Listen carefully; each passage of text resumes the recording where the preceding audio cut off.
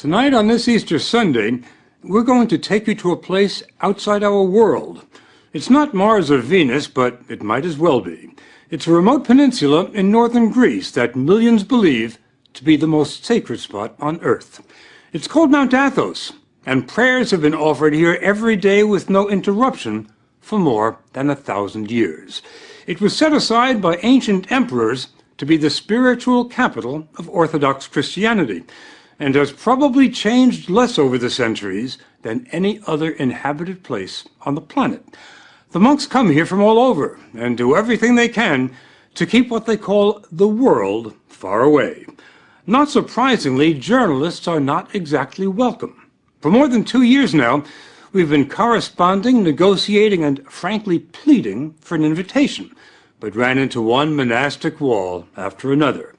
Then, much to our surprise and delight, a few months ago, the monks said, "Okay, come see who we are."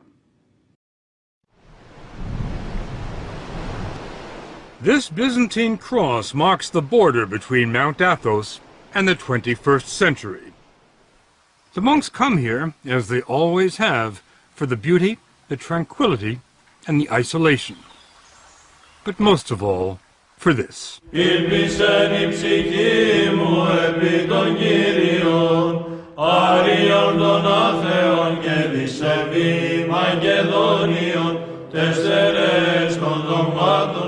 Father Iakovos is one of the few Americans on the mountain.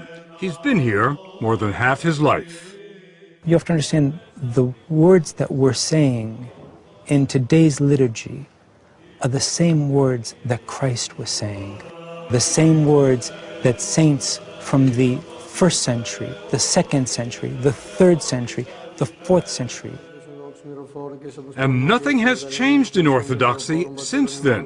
It's the only branch of Christianity that can make that claim.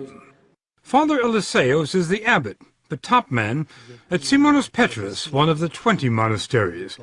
It was Abbot Eliseos who invited us here, and never let us forget what a rare privilege it was.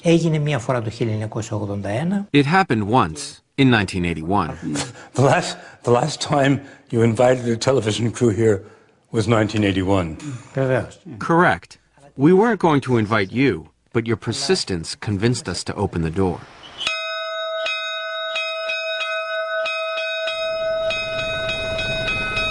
The door he opened revealed the wonder that is Simonos Petros, which fits like a crown on top of a rock 800 feet above the Aegean. It was built in the 14th century, and the monks will tell you it must be considered a miracle that it hasn't fallen into the sea.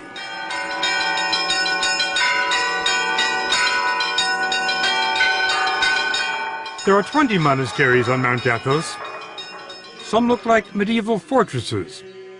Others are so large they resemble small cities.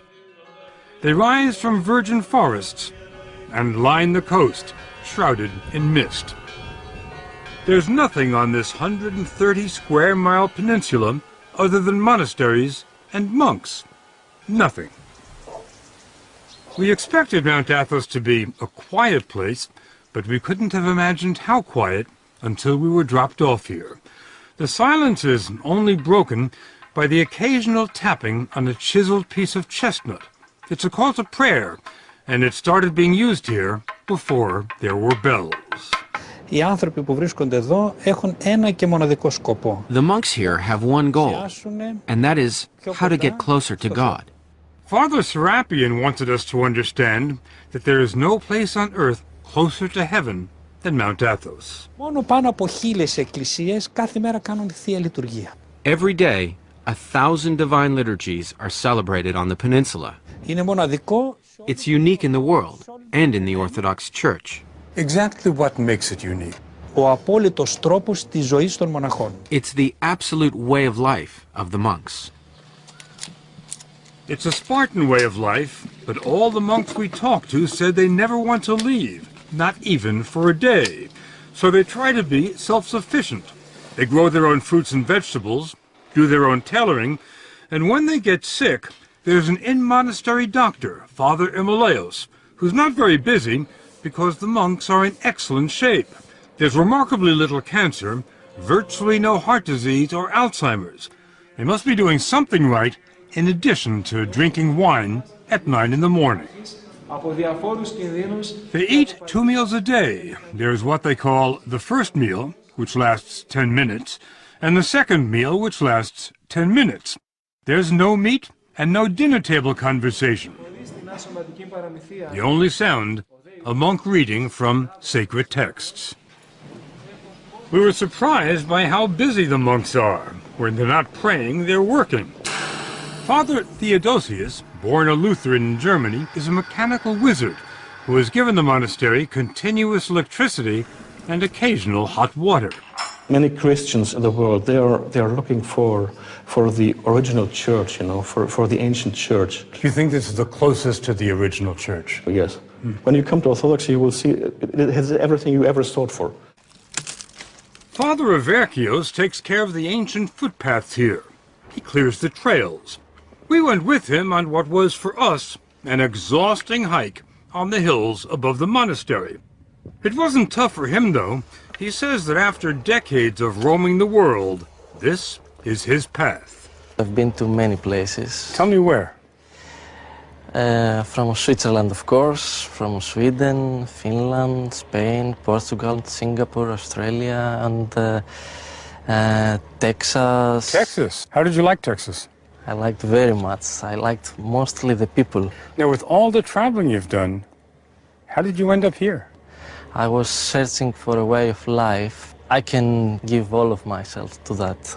And I think the God of Jesus is above all the others, money, lifestyle, even family. The family at Simonas Petras consists of 54 monks from 8 countries. Father Yakovos came here 25 years ago from Winthrop, Massachusetts. This is about as beautiful as it gets. I think so. He took us on a tour of the monastery. It'd be tough enough to build a monastery on top of a rock today, but how did they do it in the 13th century?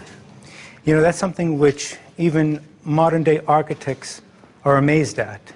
When the workers came and saw the site where St. Simon, the founder of our monastery, wanted to build, they looked at him and they said, "You're crazy." Are you crazy? Of course. So being crazy was not a bad thing? No, not at all. Now, back then, how did you get stuff up here? We have mules. It takes 15 minutes to walk through the monastery into the sunlight. Enough time to find out that Father Yakovos' journey to Mount Athos started at the age of 6, when his father showed him a picture.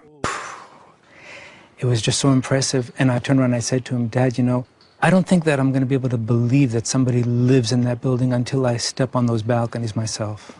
Destiny. It is a little bit too. From the age of 6. Yes. Father Yakovos doesn't follow what's going on in Winthrop or anywhere else today. There are no newspapers, no radio, no television on Mount Athos. There are a few telephones, and Father Yakovos got a call last year. His father was dying. Prior to his death, he was asking if I would go so I could see him one last time. Reasonable request. From a father, I think so. My response was negative, though. You didn't go? I didn't go. I didn't go because of the fact that monastics do not go to funerals of their relatives or their friends. They remain here at the monastery. When your father asked you to come see him one last time, and you said no, was there any feeling of, I'm letting my father down? Not at all. I know that we're going to see each other in paradise one day. The whole idea at Mount Athos is not only to isolate oneself from the outside world, but to let go of all memories of one's past life. The purpose of your being here, as I understand it, is prayer without distraction. I'm not being distracted now. Why are you laughing? First, tell me why you're laughing. Why am I laughing? Because St. Paul says we're to pray unceasingly. What's funny about that? That's not what's funny about it. What's funny is how you think I can stop praying. You're praying every minute of the day. Even right now when we're talking. Really? Of course. You don't see Father Yakovos praying while he's talking. But look at these other monks. Their lips never stop moving, not for a second. They just keep reciting the Jesus prayer day and night. Lord Jesus, have mercy on me. It becomes like breathing. Some monks say they can pray when they sleep, and they get no more than 3 hours sleep a night. But Mount Athos gets more applicants than it can handle. It's harder to get into than Harvard. The man comes as a novice, he's free to leave if he doesn't like it, and the monks can tell him to leave if they don't like him. When a novice arrives here, can you tell whether he's going to make it or not? Can you tell whether he's going to qualify to be a monk? Όχι παραπάνω από ελάχιστο χρόνο το καταλαβαίνουμε. After a while, it becomes pretty obvious whether or not someone is cut out for it, which is why we have a trial period, which can last up to 3 years. I bet you know a lot sooner than 3 years. Vevers. Certainly. Once he's accepted into the community, it's a lifetime commitment, and life never changes here. Never.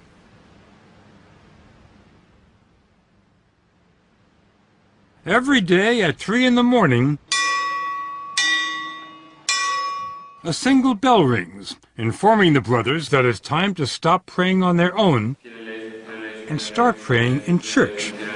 On a typical day, and every day is a typical day, the services last 8 hours.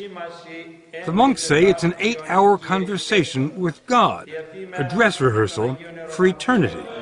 And remember, this doesn't only happen on Sundays, it happens every day, 365 days a year. A monk never gets a day off. This is the Divine Liturgy, the life of Christ, celebrated by men whose only passion is to move closer to Christ every day. The depth of their devotion defies description. They didn't look like the same monks we had met in the gardens and the workshops. They were utterly transformed, with a concentration so profound they were immune from distraction. There were occasional flashes of ecstasy. This old monk could have risen out of a Rembrandt. Βούλομεουν προσεύχεστε τους άνδρας εν παντή τόπο.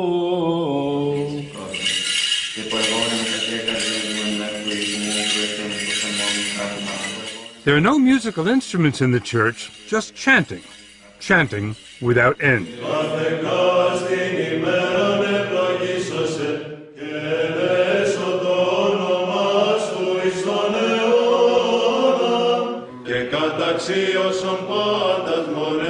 Many of the voices, the basses in particular, could have made it at the Met.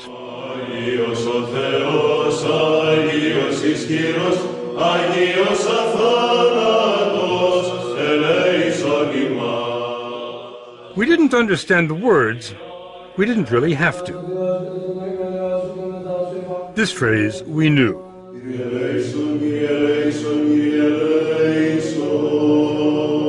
Lord, have mercy.